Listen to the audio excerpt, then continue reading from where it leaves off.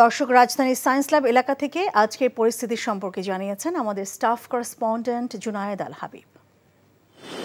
কোটা সংস্কারের দাবিতে শিক্ষার্থীদের যে আন্দোলনকে ঘিরে যে উদ্ভূত পরিস্থিতি তৈরি হয়েছিল সারা দেশে, সেই পরিস্থিতিতে সরকার দেশব্যাপী যে কারফিউ জারি করেছিল সেই কারফিউ কিন্তু এখনও অব্যাহত রয়েছে। তবে রাজধানীতে সকাল 7টা থেকে সন্ধ্যা 6টা পর্যন্ত 11 ঘন্টা কারফিউ শিথিল রয়েছে এবং কারফিউর প্রভাব খুব একটা নেই বললেই চলে। সড়কে আমরা যেটা দেখছি যে মানুষের উপস্থিতি বেড়েছে, গণপরিবহন এবং ব্যক্তিগত পরিবহনের সংখ্যাও আমরা সড়কে লক্ষ্য করছি। তবে রাজধানীর বেশ কয়েকটি পয়েন্টে, বেশ কয়েকটি এলাকায় আমরা সকাল থেকে ঘুরেছি এবং সেখানে দেখেছি যে গুরুত্বপূর্ণ পয়েন্টগুলোতে আইন শৃঙ্খলা রক্ষাকারী বাহিনীর সদস্যরা সতর্ক অবস্থানে রয়েছেন।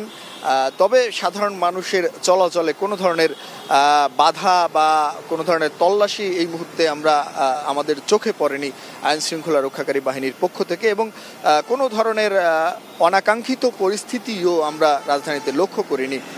তবে একটি বিষয় যেটি লক্ষ্য করা যাচ্ছে যে অন্যান্য দিনের চেয়ে সড়কে আজকে গাড়ির উপস্থিতি, গণপরিবহনের চাপ কিছুটা কম লক্ষ্য করা যাচ্ছে। অর্থাৎ আমি এই মুহূর্তে অবস্থান করছি সায়েন্স ল্যাবরেটরি এলাকায় এবং এখানে খুবই স্বাভাবিক রয়েছে যান চলাচল এবং সড়কে খুব একটা যানজটও চোখে পড়ছে না।